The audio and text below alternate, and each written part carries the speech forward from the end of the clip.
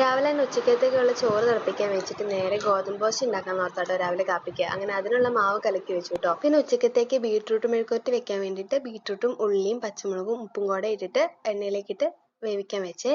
അപ്പോൾ ഇച്ചിരി വെള്ളം കൂടെ ഇട്ടിട്ടാട്ടോ വേവിക്കാൻ വെച്ചത്. അപ്പോൾ ഞാൻ ആദ്യം ഒന്ന് ഉപ്പിട്ടിട്ട് ഒന്ന് ഇളക്കിയിട്ടാണ് എണ്ണയിലേക്ക് ഇട്ടത്. അങ്ങനെ അതും ഒന്ന് ഇളക്കി ഇച്ചിരി വെള്ളം ഒഴിച്ചിട്ട് അടച്ച് വെച്ച് വേവിച്ചെടുത്തു. അതിൻ്റെ ഒപ്പം തന്നെ ഞാൻ പാൽ തിളയ്ക്കാൻ വെച്ചിട്ടുണ്ടായിരുന്നേ. അങ്ങനെ പാലും തിളച്ചു, അതുപോലെ നമ്മുടെ ബീട്രൂട്ട് നല്ലപോലെ വെന്ത് വന്നിട്ടുണ്ടായിരുന്നു കേട്ടോ.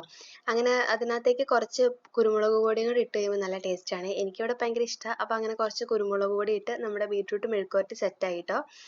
പിന്നെ ഞാൻ നേരെ കാപ്പി ഉണ്ടാക്കാൻ വേണ്ടിയിട്ട് നിന്നേ. ഗോതമ്പ് ദോശയ്ക്കുള്ള മാവ് കലക്കി വെച്ചിട്ടുണ്ടായിരുന്നല്ലോ. അപ്പോൾ നേരെ ഗോതമ്പ് ദോശ എല്ലാവർക്കും ചുട്ടും വെച്ചു. പിന്നെ മുളക് അരച്ചിട്ടുണ്ടായിരുന്നേ.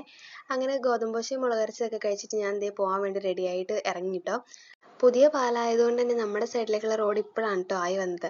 അതുകൊണ്ട് തന്നെ ഒട്ടും തിരക്കൊന്നും ഇല്ല കേട്ടോ ആ വഴി. അങ്ങനെ എനിക്കുള്ള ബസ് വന്നു. അങ്ങനെ ഞാൻ ബസ്സിൽ കയറി നേരെ പോയി. അപ്പോൾ അടുത്തൊരു വീഡിയോ ആയിട്ട് വരാം കേട്ടോ.